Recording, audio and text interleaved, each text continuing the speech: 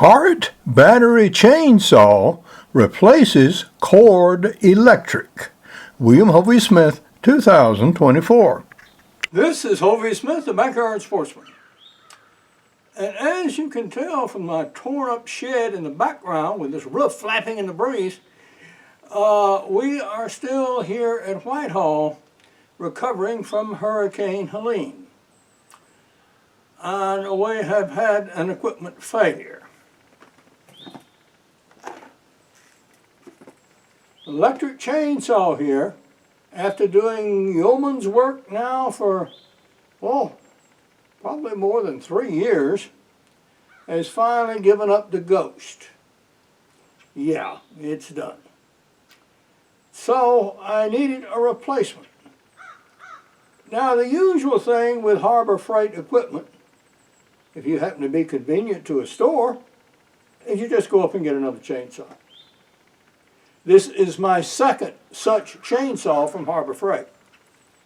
But I decided to look closer and see if I could find something here in town rather than going out of town and spending most of a day going back and forth. So we are replacing it this time with a battery-powered unit. The logical question is why? I have a large yard. It's some 4 acres. And I have typically trees coming down on the fringes of the yard. And although these near the house are convenient to stretch a cord to, these on the periphery are not. Also, with a cord, there's always a problem of what you do with it when you're in a tangle of treetop. Yeah, it tends to get tangled itself. It comes unplugged in a cut. You can stumble over your own cord.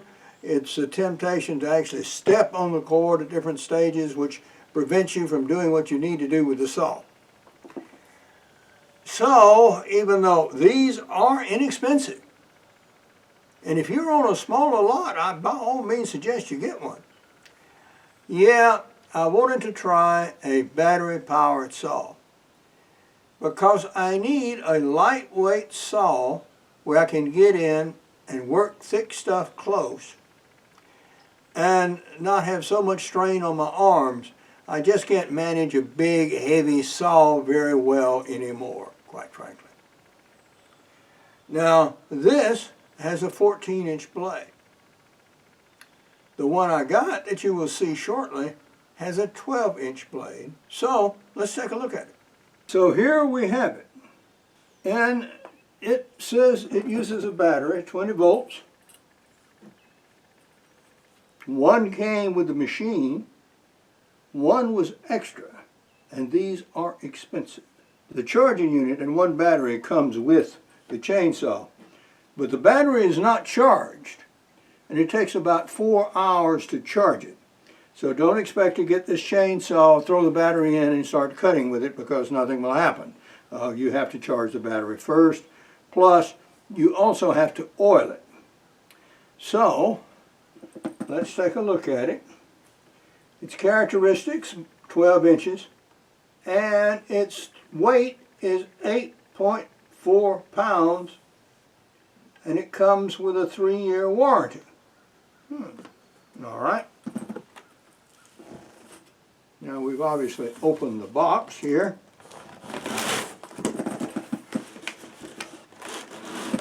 It comes fully assembled, they say. I've already removed the battery and the charging pack and the instructions and read them. So, we'll get it out of here.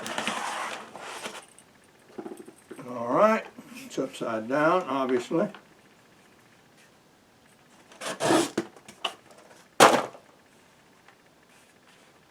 And here it sits.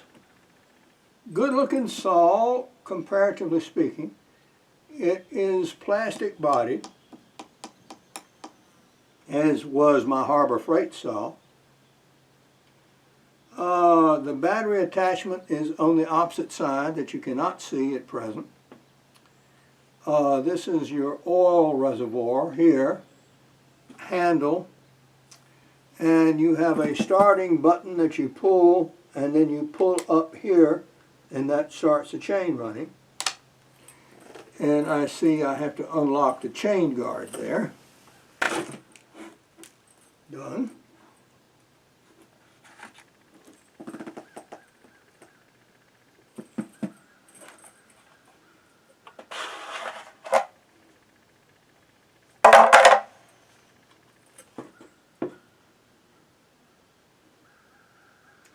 This has the look of a typical chain.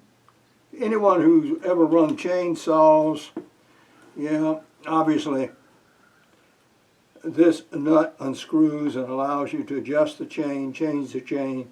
This is your tension adjustment on your chain. And then, as we said before, this is your oil reservoir. So what you do is you put your charged battery in here, put oil in it, and then go run it. Well, how does it feel? Feels pretty good. The battery's going to add a little weight to it. Oh. And you have a little cute tool here. Yeah, well, that's adequate. Not the best I've ever seen, but that's cute. I will give it that. So,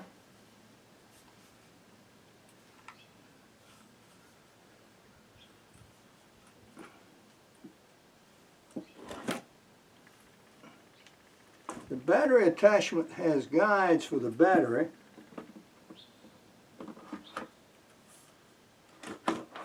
And a lock so it stays in.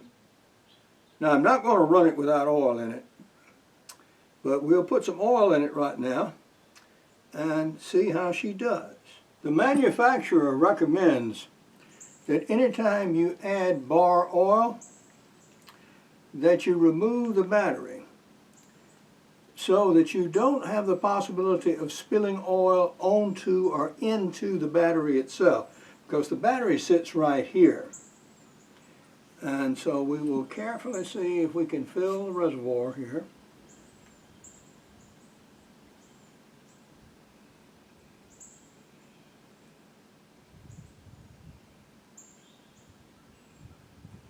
Done. And we spilled some, but none on the battery side, so that's not too much of a concern.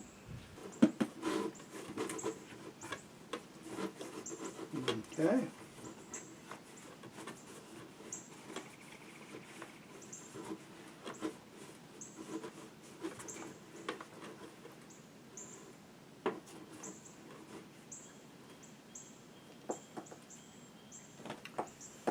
They also recommend that you do not attach the battery until you are at the work site per se and ready to cut.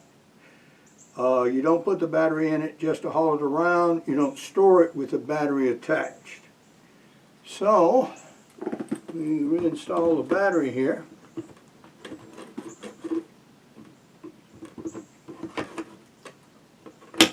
Run it through its guides. You heard it click. With Helene, I can really use some help, both physical and financial. If you can't come yourself, make a donation at my website, which follows. Also, prepare for the next disaster by buying my books.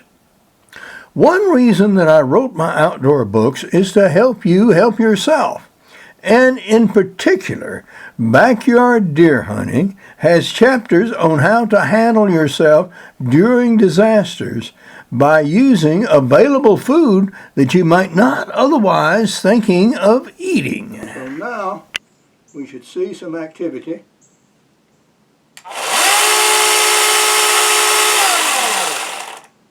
And we do.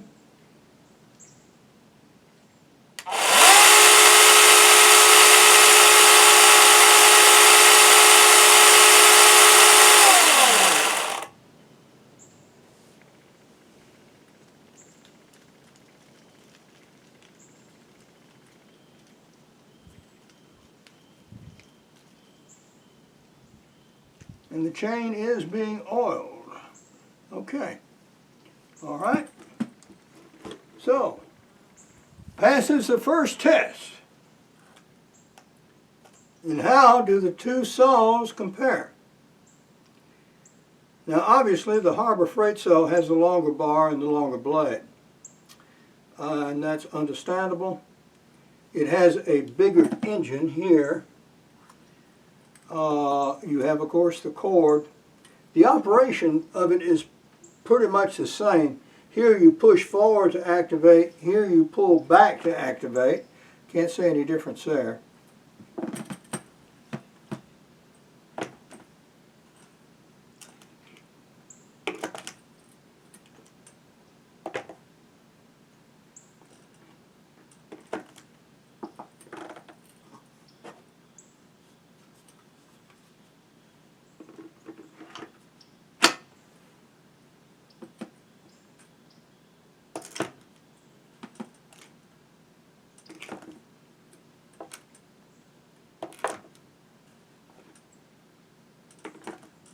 I cannot discern any difference in weight, however, between the two once you attach the battery. So, yeah, let's go out and look at some wood. Behind me and around me is a tangled mass of stuff I'm going to attempt to cut.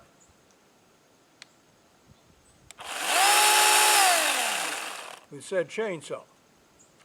I've got 2 batteries. So what we're going to attempt to do is cut until we exhaust one battery, time that, switch to the new one while we charge the other, and then resume cutting and see how long we can get 2 batteries to last. But we're going to work this chainsaw on this entire mess of junk, which is mostly chinaberry entangled with wisteria vine, supplemented by poison oak, and also several varieties of briar. So, yeah, we're going to be busy here for a while. I'm providing you more of a close-up now to see what we're up against. And the wood isn't so bad.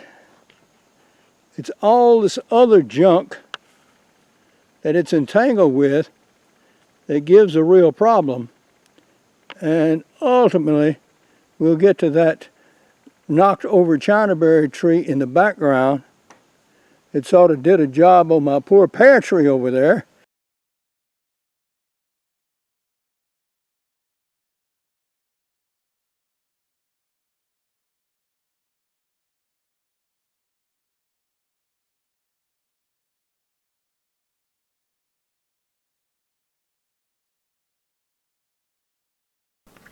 For now, this is Hovey Smith, reminding you to hunt what you eat and eat what you hunt. Be legal, be ethical, be safe, goodbye, God bless, and see you next time.